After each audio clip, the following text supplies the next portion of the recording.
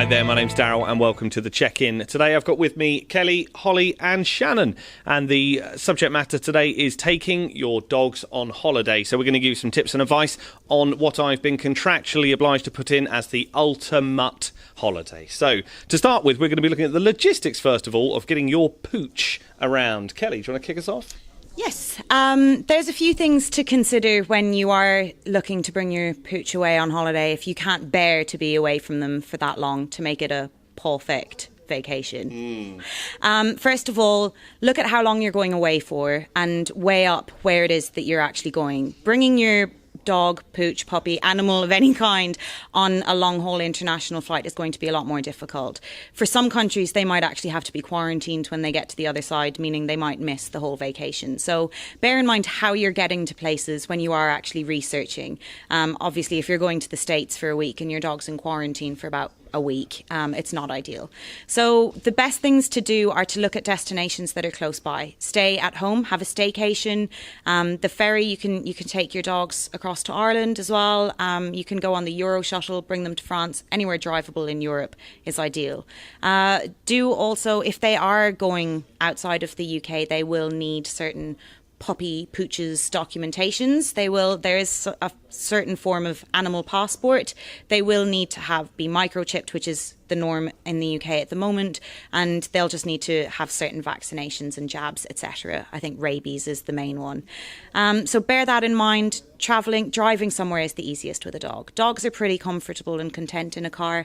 Just if you are going on long trips, just stop because they can get car sickness.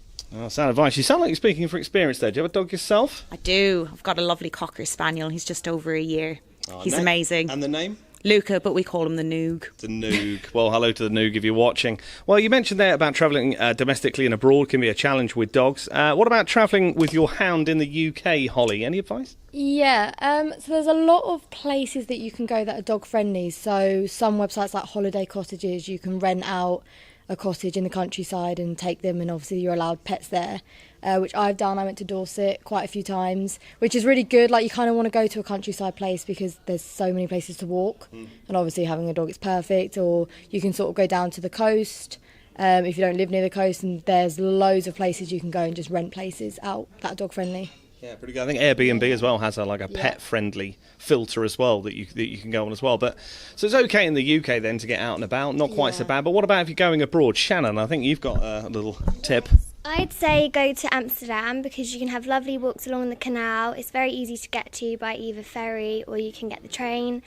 And also all the cafes, restaurants and bars, they're actually dog friendly unless they say otherwise. So really good place to go. Definitely recommend it.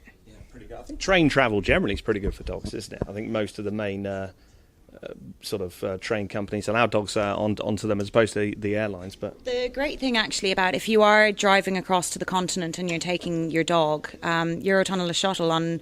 I'd know that they definitely have it at their terminal here on this side, but they've actually got a little dog park. So they take into consideration the fact that people that are driving to the terminal might not actually have come from close by. They could be coming from Scotland or up north. The dog's been in the car for a while, and as you're waiting to board your train, you can give them a proper little run around in a closed-off dog park. Obviously, there's a lot of cars there, but your dog can still get a stretch before you start the next leg of the journey to get over to the continent. So it's definitely dog-friendly travel is becoming more and more common.